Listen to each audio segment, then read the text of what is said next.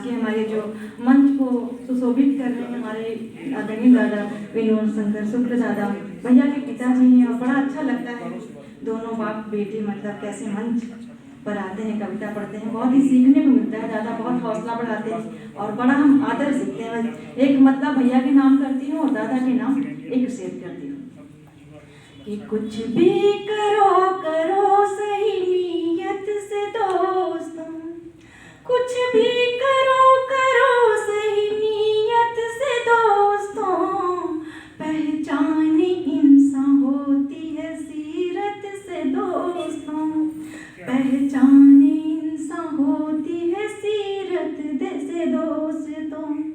जाकर यतीम खाने में एहसास ये हुआ, जाकर यतीम खाने में एहसास ये हुआ, मिलते हैं वालिदैन भी किस्मत से दोस्तों, मिलते हैं वालिदैन।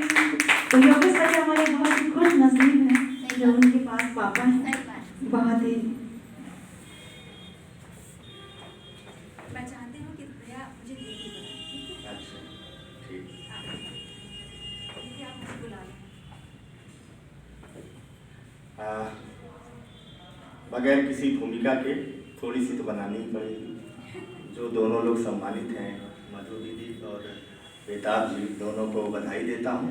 मंचासीन वरिष्ठ जनों को प्रणाम, आप सबकी उपस्थिति को प्रणाम करते हुए भूमिका बनी गई। लेकिन तो एक कबीराना अंदाज का गीत, अमूमन मैं पढ़ता नहीं हूँ इसको, लेकिन यह आखिरी गीत था जो मैंने लिखा था लगभग 1.5-2 महीने पहले। तब से कोई गीत हुआ नहीं है, तो उसी को पढ़ता हूँ और थोड़ा माहौल भी बदल जाएगा, थोड़ा अध्यात्म और दर्शन की ओर ले चलता हूँ। गीत एक दोहे से शुरू होता है। असल तत्व के बोध हित तू जाए जब चेत, फसल तभी फूले फले मन मंदिर के खेत। और साधो जब फले परिश्रम, तब जाकर ऊसर बंजर भू उर्वर हो जाए। और साधो रे जब फले परिश्रम, तब जाकर ऊसर बंजर भू उर्वर हो जाए, तब जाकर ऊसर बंजर भू उर्वर हो जाए। बंद देखें कि चक्का चौंध करता दृग को माया का रवि अक्सर है, परंतु वह घोर निशावासर का नहीं पहर। चक्का चौंध करता दृग को माया का रवि अक्सर है, परंतु वह घोर निशावासर का नहीं पहल। तो तम में रवि को क्या रहा ढूंढ, माया के तम से निकल मूढ़। तम में रवि को क्या रहा ढूंढ, माया के तम से निकल मूढ़। बाहर आजा मृग तृष्णा से, पा जाएगा दिन कल। बाहर आजा मृग तृष्णा से, पा जाएगा दिन कल। तोरे साधो रे जब छटे गहनतम, तब जाकर निश्चर बाहर से भीतर को आए। तब जाकर निश्चर बाहर से भीतर को आए।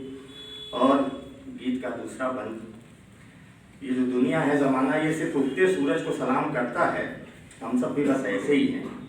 एक दिन देखिए कि पहले मग मार्ग, पहले मग में आने पर डग भरता जग जिस पर, या फिर उसे हटाता था देकर पग की ठोकर। पहले मग में आने पर डग भरता जग जिस पर, या फिर उसे हटाता था देकर पग की ठोकर। लेकिन जब माहिर संग तराश उसमें प्रभु मूरत ले तलाश, लेकिन जब माहिर संग तराश उसमें प्रभु मूरत ले तलाश, तब होकर श्रद्धावनत जगत धर देता सर उस पर। तब होकर श्रद्धावनत जगत धर देता सर उस पर। तोरे साधो रे जब हुए सगुण सम, ओरे साधो रे जब हुए सगुण सम, तब जाकर कंकर पत्थर भी ईश्वर कहलाए। तब जाकर कंकर पत्थर भी ईश्वर कहलाए। और हमारे सनातन की जो आध्यात्मिक यात्रा है वो अरूप से होकर स्वरूप पर आती है और वापस अरूप पर चली आती है।